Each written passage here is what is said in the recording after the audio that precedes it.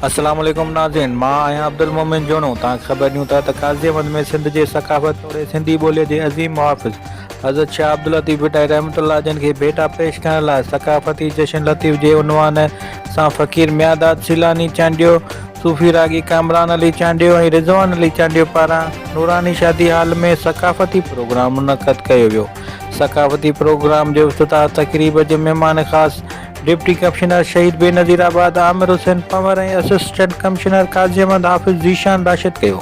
सक़ाफ़ती जश्न लतीफ़ में शहर जे सियासी समाजी सहाफ़ियुनि ऐं सान्या वंडनि भरपूर शिरकत कई। हुन सक़ाफ़ती जश्न में अदबी कॉन्फ्रेंस, सूफ़ी रागी, रेहान, लोक मौसीक़ी, सुघड़ कचहरी, लतीफ़ साईं जे बेतन में आयल सक़ाफ़ती शयुनि जी नुमाइश, भलियूं डांद गाॾियूं ऐं भला उठ भला घोड़ा ऐं सक़ाफ़ती मल मलाकड़ो पिणु मुनक़द कयो वियो।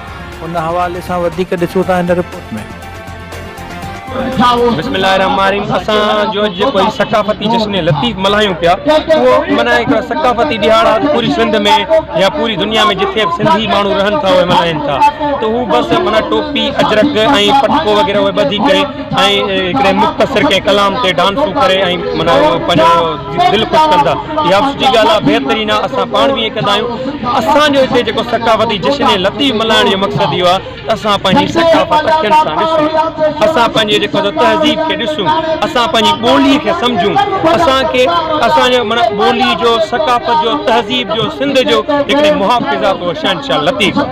उन लतीफ़ खे सम्झण जे लाइ, लतीफ़ खे भेटा पेश करण जे लाइ असां जेको आहे हर साल ॾिहाड़ो मल्हाईंदा आहियूं, जंहिंमें माना लतीफ़ साईं जिन शयुनि जो पंहिंजी शाइरी में ज़िक्र कयो उहे शयूं मौजूदु आहिनि हिते।